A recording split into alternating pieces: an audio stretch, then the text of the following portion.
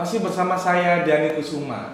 Kali ini kita ada di episode ketiga yang membahas tentang Pokja Sertifikasi dan Mutu Pendidik. Di samping saya sudah ada Pak Mahmud, yaitu koordinator dari Pokja Sertifikasi dan Mutu Pendidik. Pak Mahmud, gimana kabar? Alhamdulillah. Gimana Pak Dani? Sehat semua? Baik, sehat-sehat. Baik, masih sip.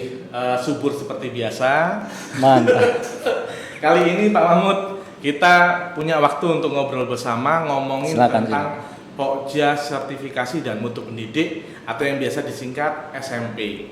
Nah, gimana nih Pak Mahmud?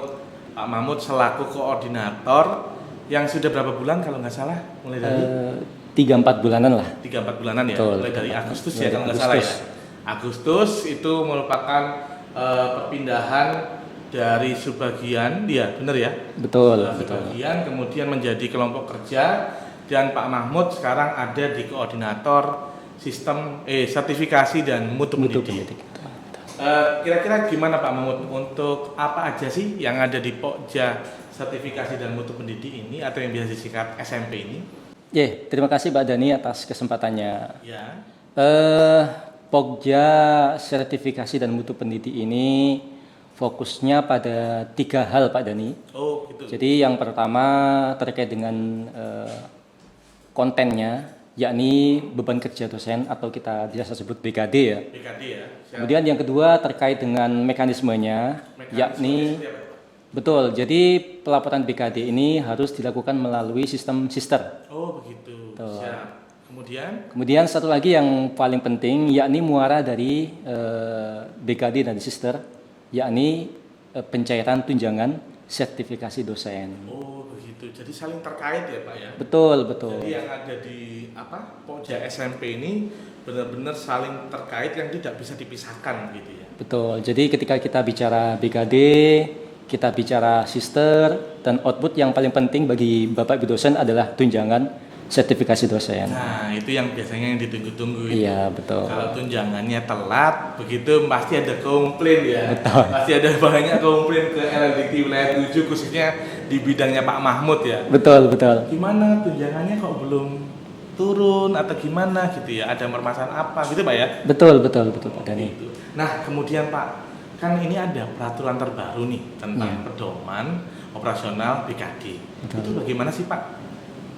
Jadi memang Bapak Ibu dosen itu kan harus melaksanakan kewajibannya ya. Kalau selama ini kita sampaikan bahwa dosen harus melaksanakan tridharma dosen, mulai dari pendidikan, penelitian, dan pengabdian masyarakat.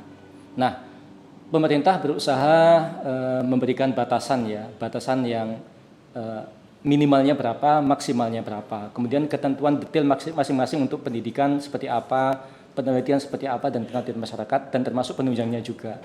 Jadi sebetulnya konsep mengenai POBKD 2021 adalah bagaimana pemerintah berusaha mengatur mengenai mekanisme pelaporan tersebut.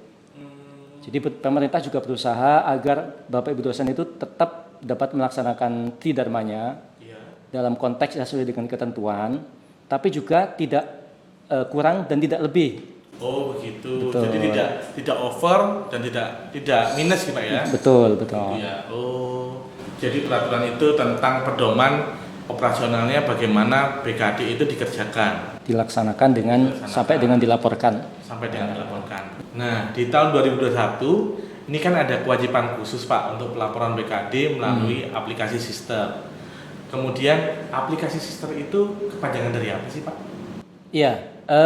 Sistem itu kepanjangan dari Sistem Informasi Sumber Daya yang Terintegrasi. Oh begitu. Jadi sistem informasi sumber daya terintegrasi. Iya.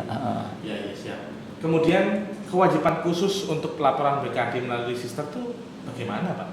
Jadi pemerintah melalui Kemendikbudristek telah menetapkan pedoman operasional untuk pelaporan beban kerja dosen. Ya.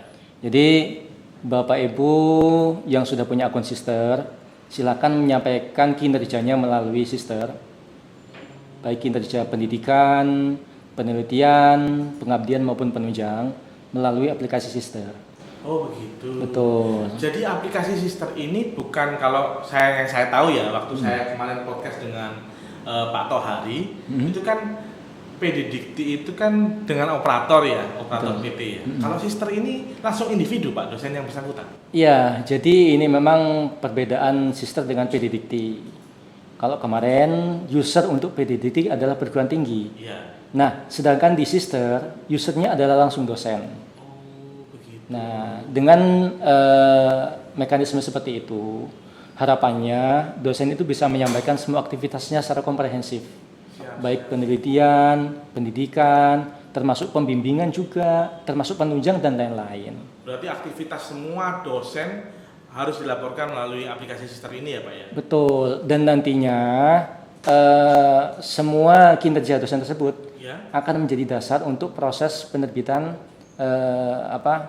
angka kredit dan sebagainya. Ke depan akan seperti itu. Jadi semuanya akan bermuara ke sister. Jadi ke depan semuanya akan bermuara ke sister ini ya? Betul, betul. Sister benar-benar penting Pak ya? Betul, sangat penting Pak. Diperhatikan ya? Betul, betul. Nah, Pak Mahmud, apabila ada permasalahan dosen yaitu tentang baik itu tentang sister, kemudian tentang beban kerja dosen, itu kira-kira para dosen ini harus kemana Pak Mahmud? Oh, kalau ada masalah terkait dengan BKD maupun sister, silahkan emailkan ke kami di alamat email serdos.lldikti7@gmail.com.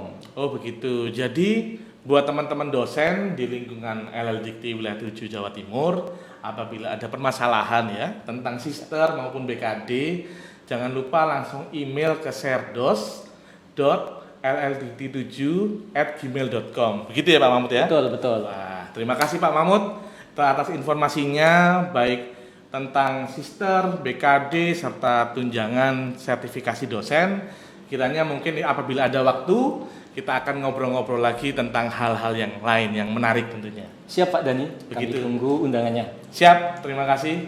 Oke, terima kasih teman-teman sudah mengikuti podcast LLDikti Wilayah 7 Jawa Timur. Kali ini kita sudah menuntaskan episode yang ketiga, yaitu tentang Pokja Sertifikasi dan Mutu Pendidik. Dan jangan lupa tetap ikuti episode-episode selanjutnya di LLDikti Wilayah 7.